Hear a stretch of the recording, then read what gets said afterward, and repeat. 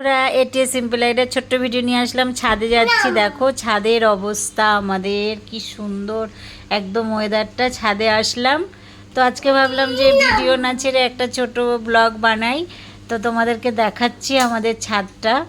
তো চারিদিকটা দেখো মেঘে মেঘ, বৃষ্টিও হচ্ছে, হাওয়াও দিচ্ছে। पागल पागल है थोड़े बादल बादल है दोनों खुल के।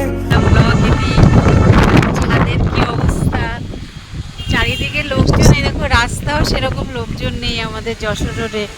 হ্যাঁ, যশোরে কয়েকটা গাড়ি ঘোড়া আসছে, দেখো চারিদিকে মানে একদম জল জল জল। আর ওয়েদারটা খুব সুন্দর, তোমাদের ওখানের ওয়েদারও নিশ্চয়ই এরকম আছে। তো আমি তাই ভাবলাম যে আজকে আর ভিডিও না, আমি একটা ছোটো ব্লগ করি। প্রচণ্ড বৃষ্টি পড়ছে, গায়েও বেশ ভালোই লাগছে।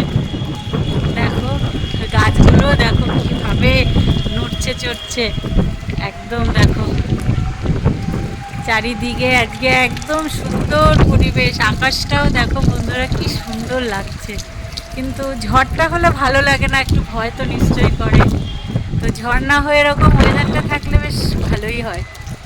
তো ওয়েদারটা খুবই সুন্দর, আকাশটা একদম মেঘে মেঘ, একদম মেঘ, দারুণ লাগছে ওয়েদারটা। চারিদিকে একদম পরিষ্কার, একদম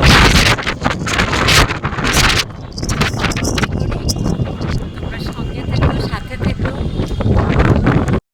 আসলাম এখন এই খাওয়া দাওয়া, যেহেতু বৃষ্টি, খিচুড়ি বানিয়েছিলাম। তো খিচুড়িটা দুপুরবেলা এখন এই লাঞ্চ করে নেব।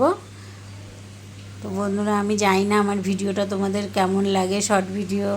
তোমরা যাই হোক, তবুও আমি চেষ্টা করব যে তোমাদেরকে ভালো ভিডিও দেওয়ার জন্য। তো আজকে এই পর্যন্ত, তোমরা সবাই ভালো থেকো।